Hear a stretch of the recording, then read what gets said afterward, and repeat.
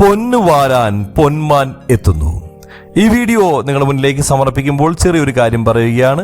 മറ്റൊന്നുമല്ല, നമ്മുടെ ചാനൽ നിങ്ങൾ ഇതുവരെ സബ്സ്ക്രൈബ് ചെയ്യാതെയാണ് കാണുന്നെങ്കിൽ ദയവ് ചെയ്ത് ചാനൽ ഒന്ന് സബ്സ്ക്രൈബ് ചെയ്യുന്ന കാര്യം പരിഗണിക്കണം. കൂടാതെ നോട്ടിഫിക്കേഷനായി താഴെ കാണുന്ന ബെൽ ബട്ടൺ കൂടി അമർത്തണമെന്ന് കൂടി പ്രത്യേകം താല്പര്യപ്പെടുകയാണ്. പൊന്നുവാരാൻ പൊന്മാൻ എത്തുന്നു. പൊന്മാന്റെ റിലീസുമായി ബന്ധപ്പെട്ടുള്ള വാർത്തയാണ് നിങ്ങളുമായി പങ്കുവയ്ക്കുന്നത്. പൊന്നുവാരാൻ എത്തുന്ന പൊന്മാൻ ആരാണ്? പൊന്മാൻ എന്താണ് ഈ സിനിമയിലൂടെ പങ്കുവയ്ക്കുന്നത്?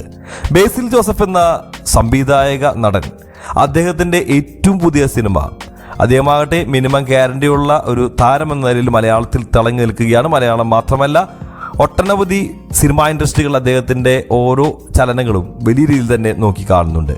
ബേസിൽ ജോസഫിനെ നായകനാക്കി ജ്യോതിഷ് ശങ്കർ സംവിധാനം ചെയ്യുന്ന പൊന്മാൻ എന്ന സിനിമയുടെ ടീസർ പുറത്ത്. ടീസറിനൊപ്പം ചിത്രത്തിന്റെ റിലീസ് തീയതിയും പ്രഖ്യാപിച്ചിട്ടുണ്ട്. ജനുവരി 30 പൊന്മാൻ തിയേറ്ററുകളിൽ എത്തുകയാണ്. സജിൻ ഗോപു, ലിജോമോൾ ജോസ് തുടങ്ങിയവരാണ് ഈ സിനിമയിലെ മറ്റ് കേന്ദ്ര കഥാപാത്രങ്ങളെ അവതരിപ്പിച്ചിരിക്കുന്നവർ. അജേഷ് എന്ന കഥാപാത്രത്തിനെ ബേസിൽ അവതരിപ്പിക്കുമ്പോൾ സ്റ്റെഫിയായി എത്തുന്നത് ലിജോമോൾ ജോസ് ആണ്. മരിയാനോയായിട്ടാണ് സജിൻ ഗോപു പൊന്മാനിൽ എത്തുന്നത്. ത്രില്ലർ ആക്ഷൻ ജോണറിലായിരിക്കും ചിത്രം നമ്മുടെ മുന്നിലേക്ക് എത്തുക എന്നുള്ളതാണ് ടീസർ നൽകുന്ന സൂചനകൾ. GR ഇന്ദുഗോപന്റെ 4 ചെറുപ്പക്കാർ എന്ന നോവലിനെ ആസ്പദമാക്കിയിട്ടാണ് പൊന്മാൻ ഒരുക്കിയിരിക്കുന്നത്.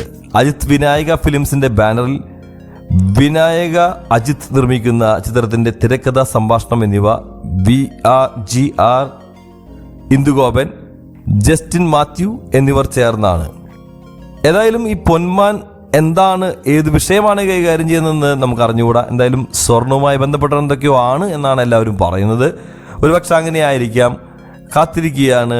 നല്ലൊരു സിനിമ, നല്ലൊരു പ്രധാനപ്പെട്ട വിശേഷങ്ങളുള്ള ഒരു സിനിമ നമ്മുടെ മുന്നിലേക്ക് ഈ പൊന്മാൻ എന്ന പേരിൽ ഇറങ്ങട്ടെ എന്ന്. ഈ വീഡിയോ നിങ്ങൾക്ക് ഇഷ്ടപ്പെട്ടെന്ന് കരുതുന്നു. മറ്റൊരു വീഡിയോ നമുക്ക് വീണ്ടും കാണാം. അതുവരെ എല്ലാവർക്കും ബൈ ബൈ.